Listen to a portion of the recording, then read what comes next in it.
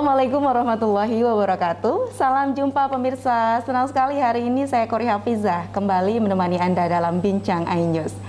Ya pemirsa, kali ini saya sudah bersama dengan Kepala Kantor Wilayah Kementerian Agama Provinsi Nusa Tenggara Barat, Bapak Dr. Haji Zaidi Abdad. Kita akan berbincang-bincang, ngobrol-ngobrol bagaimana ini perkembangan vaksin massal santri. Karena seperti yang beredar di beberapa media informasinya, memang sejak bulan Agustus ini ada arahan dari Presiden Joko Widodo untuk melakukan vaksin massal santri yang dibantu juga oleh Badan Intelijen Negara. Kita akan berbincang-bincang bagaimana di Nusa Tenggara Barat. Kita sapa dulu Pak Dr. Haji Zaidi Abdad. Assalamualaikum Pak Dokter. Assalamualaikum warahmatullahi wabarakatuh. Kabar baik hari ini? Alhamdulillah. Masih sehat baik. Ya? Sehat. Di tengah kesibukan luar biasa sibuknya ya? Iya. Baik, kalau berbicara vaksin massal santri, saya baca di beberapa literatur, di beberapa media juga, dari Agustus ya sudah dimulai ya di beberapa tempat termasuk juga di Jawa sudah dilakukan vaksin massal. Itu arahan dari Presiden. Kalau di Nusa Tenggara Barat sendiri perkembangannya gimana Pak Dokter? Ya baik, jadi terima kasih Mbak Kori ya. Jadi kalau kita bicara tentang vaksinasi, ini sebenarnya merupakan salah satu program pemerintah dan tujuannya tidak lain adalah untuk melindungi ya, jadi melindungi masyarakat untuk lima solehil ummah, dan saya pikir ini program yang harus kita respon dengan baik karena pada dasarnya akan memberikan satu kekebalan ya kepada setiap orang yang telah divaksin. Nah, di Kementerian Agama karena memiliki lembaga-lembaga yang berada di bawah naungan Kementerian Agama, sekalipun itu ada kemitraan ya, tetapi secara regulasi tetap kembali kepada Kementerian Agama. Nah, di Kementerian Agama ini cukup banyak, ada lembaga pendidikan baik yang formal maupun non formal. Ada juga lembaga-lembaga pondok pesantren, dan ini semua adalah bermuara ke Kementerian Agama. Oleh karena itu kami berupaya, berikhtiar untuk melakukan pencanangan ya dalam gerakan vaksinasi 1 juta santri. Dan ini kita harapkan di NTB bisa dilakukan secara masif sehingga vaksinasi ini sesuai dengan harapan pemerintah juga bisa terlaksana dengan baik. Dan kita berharap bahwa vaksin massal melalui santri di pondok-pondok pesantren di NTB ini bisa kita jalankan dengan baik. Baik. Itu ya. Oke, kalau pelaksanaannya Pak Dokter di NTB sudah berjalan atau masih wacana, sedang didiskusikan atau bagaimana Pak? Iya, jadi memang untuk program vaksinasi 1 juta santri ini masih program ya, perencanaan, dan kami mulai beberapa hari yang lalu sudah mencoba untuk melakukan konsolidasi ya kepada pondok-pondok pesantren, dan sampai sekarang juga lagi mapping, jadi pemetaan ya, mana pondok-pondok pesantren yang akan kita lakukan untuk vaksinasi terlebih dahulu.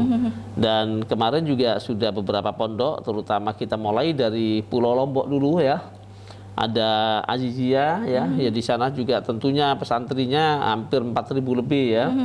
Kemudian juga ada pondok pesantren Komarul Huda ya, di Bagu, dan itu juga hampir 2.000-3.000 ya. Kemudian ada juga pondok pesantren Islahuddini ya. Islahuddini ini kemarin juga satanya hampir juga 2.500-an. Belum Nurul Hakim, dan Nurul Hakim kemarin juga sempat kami kunjungi dan kami sampaikan, dan responnya juga cukup bagus ya. Dan insya Allah juga di situ ada 3.000-an lah kurang lebih ya. Belum lagi di Lombok Timur ya, Lombok Tengah. Jadi kalau target kami ini adalah berupaya untuk melakukan vaksinasi 1 juta santri ya. Dan ini kita harapkan sampai nanti pada Hari Santri Nasional tanggal 22 Oktober 1 juta ini bisa terlaksana dengan baik. Oke, itu 1 juta itu untuk Nusa Tenggara Barat saja atau? Bukan, ini untuk program awal. Program awal ya. Program awal. Karena memang santri kita ini kan lebih dari itu. Ya kan, kalau kita dilihat dari 3.000, 2.000, 3.000 itu saja beberapa pondok, baru 5 pondok sudah habis. Betul, iya. Yang menjadi persoalan sekarang adalah apakah vaksinnya ada atau tidak. Nah, itu ini. dia. Karena masyarakat pun sekarang masih banyak yang belum mendapatkan ya.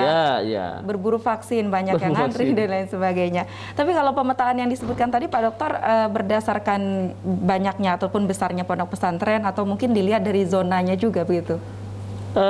Untuk sementara kami memetakan pondok-pondok pesantren yang besar dulu ya, yang memiliki santri yang banyak, itu pertama kali mungkin menjadi sasaran kita ya untuk melakukan vaksin.